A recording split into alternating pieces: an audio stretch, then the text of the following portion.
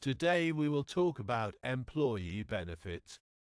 Benefits are an integral part of total employee compensation and play a crucial role in attracting, retaining, and motivating employees.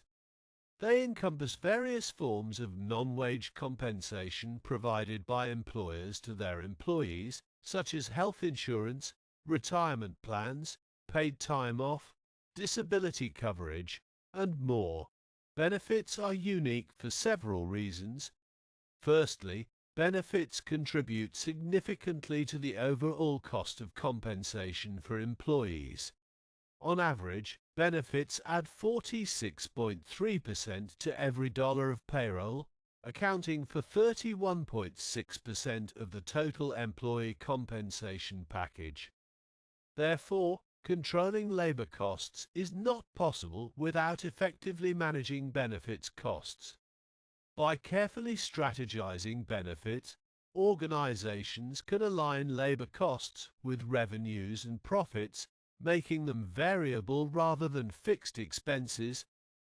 Secondly, benefits have a substantial impact on employee behavior.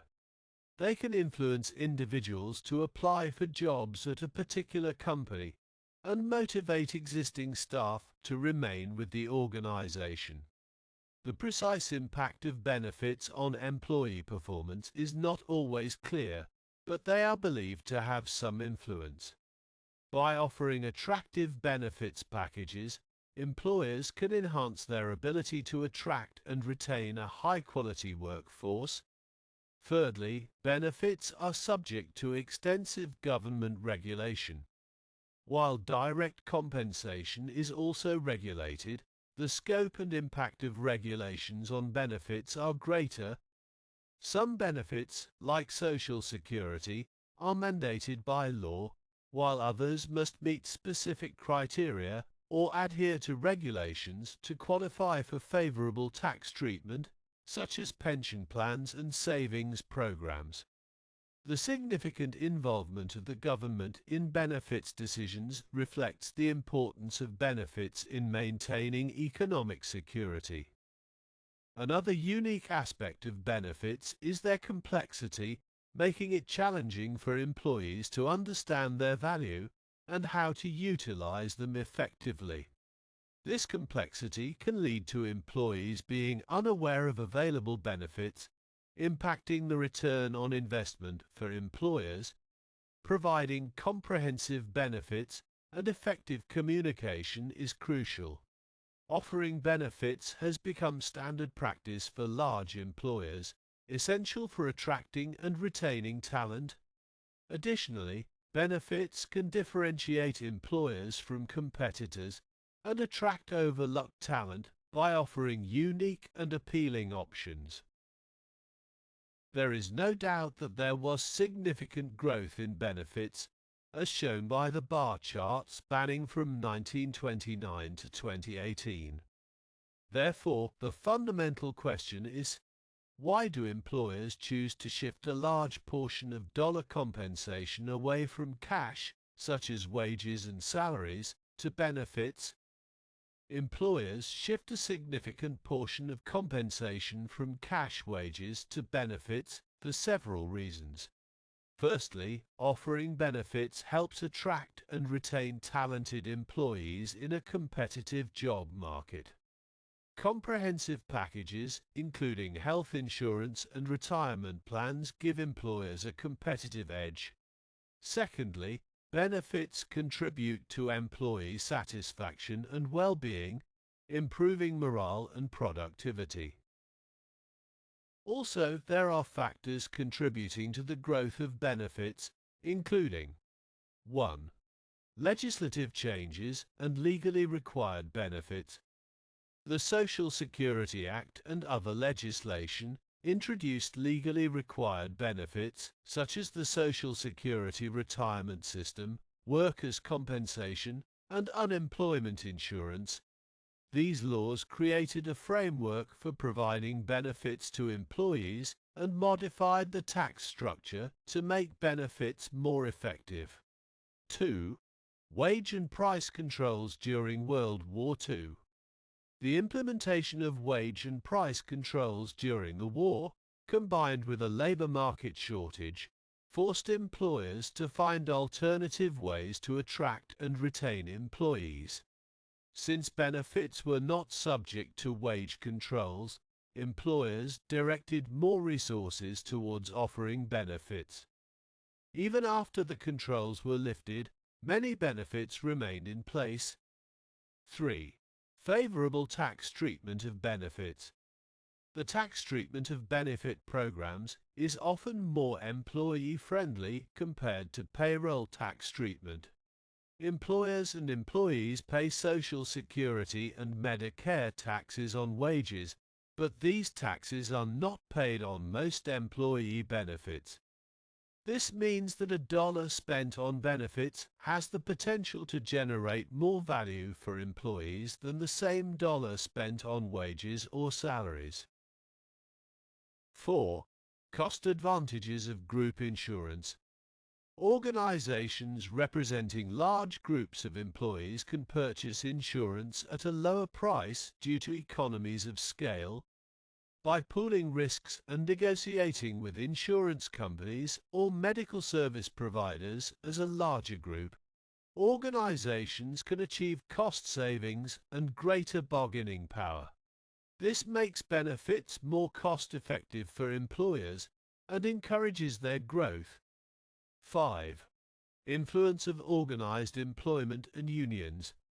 The growth of organized employment, partly fueled by legislation like the National Labour Relations Act, strengthened the ability of trade unions to negotiate contracts with employers. Benefits became a significant focus of negotiation, and unions were successful in advocating for better benefits for their members. Tax incentives also provided an incentive for employers to allocate resources towards benefits. 6. Differentiation and attraction of employees. Unique benefits provide a means for employers to differentiate themselves in the eyes of current and prospective employees. Companies that offer better benefits are often more desirable to job seekers, enhancing their ability to attract and retain top talent. Overall, these factors have contributed to the growth of benefits as a significant component of total compensation. Employers recognize the value of providing benefits in attracting and retaining employees, complying with legal requirements, and promoting employee well-being. Okay. As you know, there are different types of benefits programs offered by organizations, and in this chapter, we will discuss the most important ones. One of the most important programs is Social Security. Social Security refers to a system where the government provides income and health insurance to specific groups of people. In the case of Social Security, it is a federal agency that offers income and health insurance to retired individuals, the disabled, the poor, and other eligible groups. The Social Security Act of 1935 established key provisions like old age insurance and unemployment insurance. Over time, additional provisions were added, including survivors insurance, disability insurance, hospital insurance, Medicare Part A, and supplementary medical insurance, Medicare Part B, for the elderly. Together, these provisions form the Federal Old Age, Survivors, Disability, and Health Insurance Program. Unemployment insurance, also known as unemployment benefits, is a form of state-provided insurance that offers financial assistance to individuals who have lost their jobs and meet certain eligibility requirements. However, there are specific conditions that must be met to qualify for unemployment benefits. For example, individuals who voluntarily quit their jobs, are self-employed, or are terminated for cause may not be eligible. Disability insurance is another type of insurance that provides income to workers who are unable to perform their jobs and earn money due to a disability. There are various organizations that offer different types of disability insurance coverage. Aside from social insurance, there are other types of benefits available to employees, including supplemental pay, retirement and savings plans, insurance coverage, paid leave, and child care. Choosing the most suitable benefits for employees can be challenging for companies. They aim to select options that are valuable and appealing to their staff, while also considering the cost to the company. One effective approach to determining the ideal benefits is to directly ask employees about their preferences. It's important to note that while a majority of U.S. employees are covered by the Social Security program, there are exceptions for certain groups such as railroad and federal, state, and local government employees who often have their own benefit plans. Additionally, individual employees must meet specific eligibility requirements to receive social insurance benefits. These requirements typically include having a certain number of quarters of covered employment and meeting minimum earnings thresholds. The eligibility rules may differ for survivors' benefits and disability benefits. Regarding Social Security retirement benefits, the age at which individuals can start receiving full benefits depends on their birth year. For example, fully insured workers born in 1940 can receive full benefits at age 65 years and 6 months, while those born in 1960 or later can receive full benefits at age 67. The amount of the benefit is determined by the individual's earnings history, and there is a maximum benefit amount. Social Security retirement benefits may also have tax implications, with some states exempting them from state tax and federal tax exemptions based on income levels. There are also earnings tests for individuals who are still earning wages before reaching full retirement age, which can affect the amount of their Social Security benefit. Social Security benefits can have behavioral consequences, particularly in relation to retirement decisions. The eligibility age for benefits and any tax penalties for earnings can influence when individuals choose to retire. The elimination of the tax penalty on earnings for those at full retirement age may result in a larger pool of older workers in the labor force for employers to consider. About unemployment benefit. It is a state-provided insurance program that offers financial support to workers who have lost their jobs and meet specific eligibility criteria. However, individuals will not receive unemployment benefits if they voluntarily quit their job or were fired for cause. The establishment of the Unemployment Insurance Program was initiated by the Social Security Act, which aimed to achieve 4 main objectives. 1. Offsetting lost income during involuntary unemployment. 2.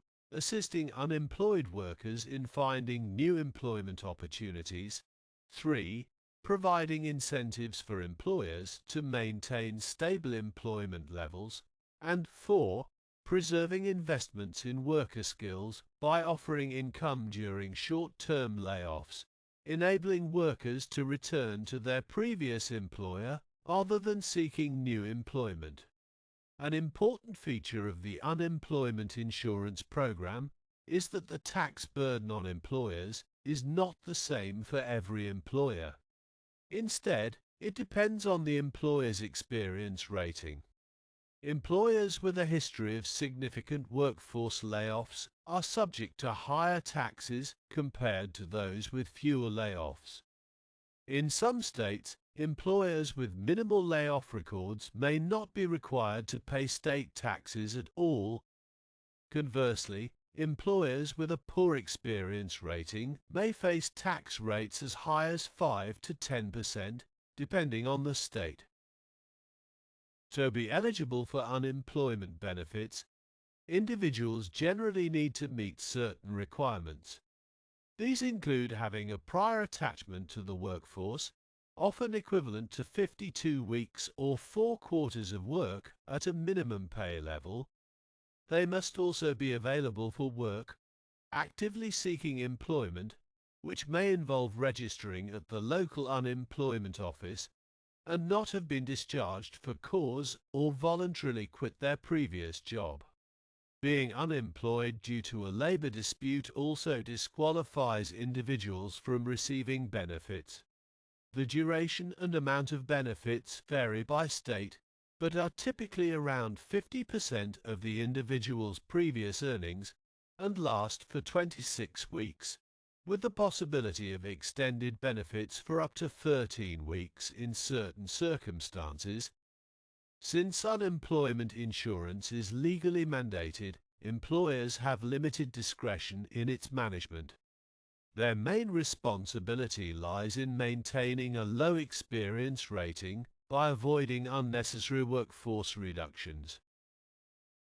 Workers' compensation is a system designed to provide monetary benefits to workers who suffer injuries or disabilities as a result of their employment. It is a form of insurance that offers compensation to employees for work-related injuries or illnesses. Before the establishment of workers' compensation laws, workers who experienced work-related injuries or diseases had to sue their employers for damages. However, these lawsuits were often unsuccessful due to common law defenses available to employers. Workers' compensation laws, on the other hand, operate under a principle of no-fault liability, meaning that employees do not need to prove gross negligence on the part of the employer. In exchange, employers receive immunity from lawsuits, except in cases where they intentionally contribute to a dangerous workplace. Workers' compensation does not cover injuries that are self-inflicted or a result of willful disregard of safety rules. Approximately 90% of workers in the United States are covered by workers' compensation. Workers' compensation benefits include disability income, medical care, death benefits, and rehabilitative services. Disability income is usually 2/3 of pre-disability earnings, varying by state with minimum and maximum limits, and is tax-free. Financing methods vary by state, with options like single state funds, private insurance, and self-funding by employers. Costs for employers depend on occupation risk, state regulations, and experience rating. The experience rating system incentivizes workplace safety. Minor injuries like sprains are common, with back strain being costly. Prevention measures include work redesign and training. Managing pain and preventing abuse of prescription painkillers are challenges. Data analysis helps identify high-risk workers. Caseworkers monitor situations closely to intervene when necessary. Benchmarking against industry peers aids in optimizing management.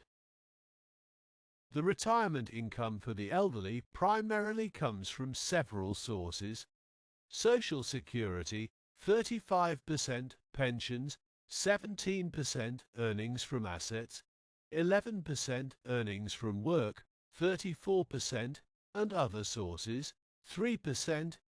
Employers are not legally required to offer retirement plans, but if they do, the plans must meet certain standards outlined in the Employee Retirement Income Security Act, ERISA.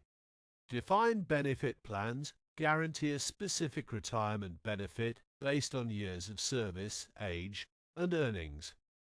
These plans have declined in prevalence, but still provide some insulation from investment risk, with the Pension Benefit Guaranty Corporation providing protection in case of financial difficulties. Defined contribution plans, on the other hand, do not promise specific benefits, but instead establish individual accounts with guaranteed contributions.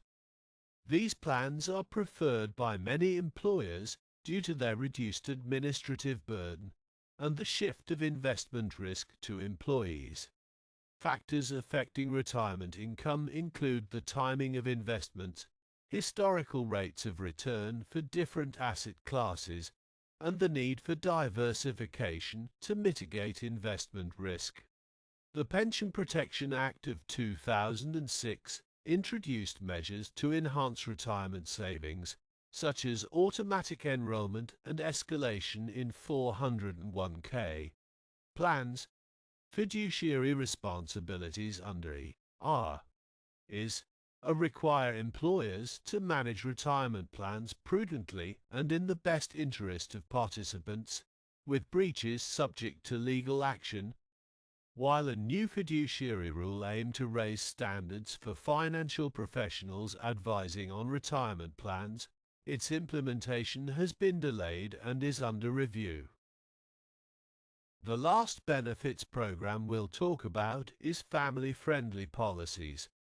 Family-friendly policies are implemented by organizations to alleviate conflicts between employees' work and personal lives. These policies, also known as work-life balance policies, include measures such as family leave, child care assistance, and flexible work arrangements. The Family and Medical Leave Act of 1993 mandates that organizations with 50 or more employees within a 75-mile radius provide up to 12 weeks of unpaid leave for reasons such as childbirth or adoption, caring for a sick family member, or dealing with one's own serious illness. Employees are guaranteed the same or a comparable job upon their return to work. Many U.S. companies are increasingly offering child care support to their employees. This support varies in organizational involvement, with some companies simply providing information about available child care options, others offering vouchers or discounts for existing child care facilities, and some providing on-site or nearby child care facilities. Okay. Now, after learning about the different types of benefits programs, how can organizations manage them and control their cost? We will discuss this in the remainder of the chapter. Employers have a degree of flexibility in making benefits decisions, but they must navigate within regulatory constraints. While evaluating these decisions, employers must also consider employees' expectations, as failing to meet them risks breaching an implicit contract with employees, potentially impacting commitment and productivity. Despite the importance of benefits, many organizations lack clear objectives for their benefits packages, hindering evaluation efforts. To stay competitive, organizations often rely on surveys and benchmarking to understand industry standards and competitors' practices regarding benefits. Survey data from sources like private consultants, the U.S. Chamber of Commerce, and the Bureau of Labor Statistics, BLS, provide insights into benefits packages and costs, aiding in the design of competitive benefits packages. Additionally, cost information from the BLS helps organizations assess their benefits costs relative to industry norms. In thinking about cost control strategies, there are several factors to consider. Cost of benefit category. The larger the cost associated with a particular benefit category, the more potential there is for savings. By focusing on high-cost areas, significant cost reductions can be achieved. Growth trajectory. It's important to analyze the growth rate of benefit categories. Even if costs are currently manageable, a high growth rate can lead to substantial costs in the future. Taking early action to control the growth can prevent future financial strain. Discretion in spending. Cost containment efforts are most effective when employers have the freedom to choose how much they spend on a benefit category. However, for legally required benefits, like Social Security, the costs are relatively fixed, making it challenging to reduce expenses. Nevertheless, employers can still take actions to limit costs through experience ratings, which impose higher taxes on employers with high rates of unemployment or workers' compensation claims. Medical and other insurance costs. Medical insurance stands out as a target for cost control due to its high costs and historically high growth rates. Despite efforts to control costs, healthcare expenses in the United States remain substantial. The Affordable Care Act has further highlighted the importance of cost control and quality improvement for employers. One strategy employed by employers is to shift costs to employees by increasing deductibles, coinsurance, exclusions, and limitations. By structuring costs in this way, employees are incentivized to choose less expensive plans, alternative providers, and plan types. Employers are increasingly turning to alternative providers such as health maintenance organizations, HMOs, and preferred provider organizations, PPOs. HMOs focus on preventive care and outpatient treatment, while PPOs offer reduced fee health care but with more flexibility in choosing providers. Varying employee contributions. Some employers now base required employee contributions on individual health and risk factors rather than charging a uniform premium. This approach allows for more personalized cost sharing and can help manage expenses. Also, to control costs, employers may explore options like medical tourism, where employees are sent to other countries for cost-effective medical procedures. Additionally, telemedicine is gaining popularity as it offers a cost-effective way to provide healthcare remotely. Employee wellness programs, EWPs, also are tools for controlling costs and improving quality. It is designed to proactively address behaviors that could lead to future health issues, aiming to reduce healthcare costs and workers' compensation expenses. These programs typically focus on specific health risks like high blood pressure, high cholesterol, smoking, and obesity, while also promoting positive habits such as regular exercise and healthy eating. There are two main types of EWPs, passive and active. Passive programs offer limited outreach and support, often through general health education or access to fitness facilities. On the other hand, active wellness centers recognize that behavior change requires ongoing support and reinforcement. These programs involve personalized counseling, tracking individual progress, and providing incentives for achieving health goals. It's essential for active wellness programs to target employees in high-risk categories, such as smokers or those with existing health conditions. Tailored interventions and incentives can effectively encourage positive behavior change and ultimately improve overall employee health and well-being. Employers must consider both general factors like cost control and specific demographic characteristics when designing benefits packages. For instance, an older workforce may prioritize medical coverage, life insurance, and pensions, while a workforce with a high percentage of women of childbearing age may value disability leave more.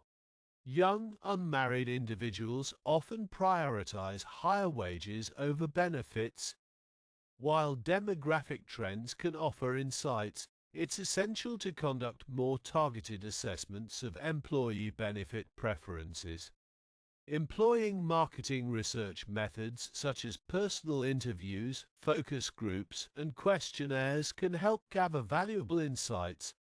However, employers must be cautious not to raise false expectations if they're not prepared to act on employee feedback. Moreover, the composition of the workforce itself can be influenced by the benefits package offered. For example, attractive medical benefits and pensions may attract older individuals or those with families, while a robust pension plan can encourage long-term commitment to the organization. Similarly, generous healthcare benefits may attract individuals with higher healthcare costs. Sick leave provisions can also impact workforce composition as they send signals about the organization's values and priorities.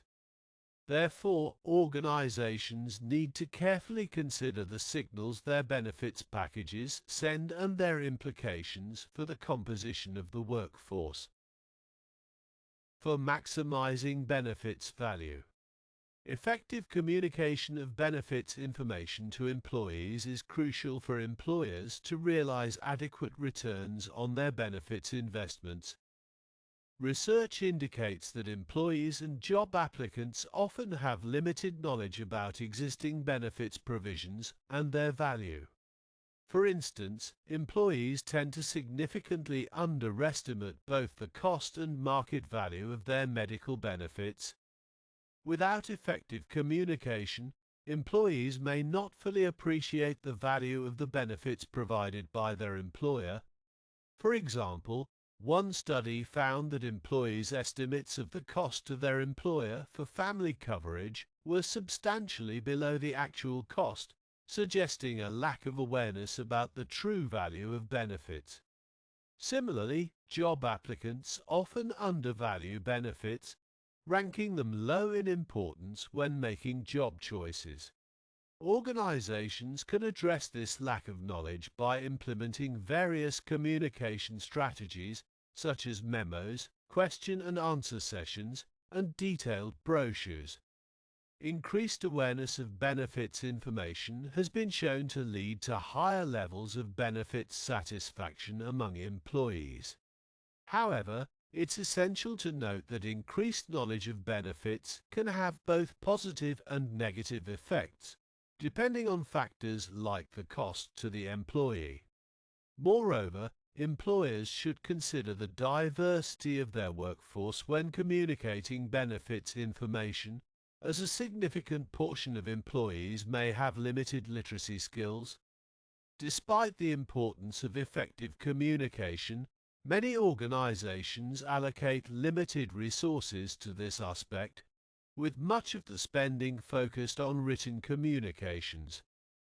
Therefore, employers should explore alternative communication methods to ensure that all employees have access to essential benefits information. Flexible benefit plans, also known as flex plans or cafeteria-style plans, offer employees the flexibility to choose the types and amounts of benefits they prefer, rather than being restricted to a standardized benefits package. These plans vary in terms of whether minimum benefit levels are set and whether employees can receive money for choosing a lighter benefits package or pay extra for additional benefits. The potential advantages of such plans include 1. Greater awareness and appreciation. Flexible benefit plans can increase employees' awareness and appreciation of the benefits provided by their employer, especially when employees are given a lump sum to allocate to various benefits. 2. Better match with employee preferences. By allowing employees to choose their benefits, there is a better alignment between the benefits package and individual employee preferences. This customization can lead to higher employee satisfaction, retention, and potentially improved performance. 3. Cost reduction. Employers may achieve overall cost reductions in their benefits programs with cafeteria-style plans. These plans operate similarly to defined contribution plans, allowing employers to control the size of contributions. Costs can be further controlled by designing choices that incentivize employees to select more cost-effective options. Additionally, offering choice may reduce spending on benefits that few employees value. However, there are some potential drawbacks to flexible benefit plans, including 1. Administrative costs. The initial design and start-up stages of cafeteria-style plans can incur administrative costs. However, software packages and standardized flex plans developed by consultants can help mitigate these costs. 2. Adverse selection. Employees may select benefits based on their personal needs, leading to adverse selection where individuals choose benefits they expect to need the most. This can increase employer costs and make it challenging to estimate benefit costs, particularly in smaller companies. Adverse selection can be addressed by limiting coverage amounts, pricing high-risk benefits higher, or offering a limited set of packaged options to prevent excessive selection of high-cost benefits. A flexible spending account allows employees to contribute pre-tax funds for healthcare and dependent care expenses. Contributions are capped at $2,600 for healthcare and $5,000 for dependent care annually. Funds must be earmarked and spent during the plan year, with any remaining funds reverting to the employer. The primary benefit is increased take-home pay due to pre-tax payment of expenses. For example, an employee with a 40.33% effective total marginal tax rate can save over $1,000 per year using a flexible spending account for dependent care expenses. Thank you for watching. If you liked this video, please like and subscribe to channel.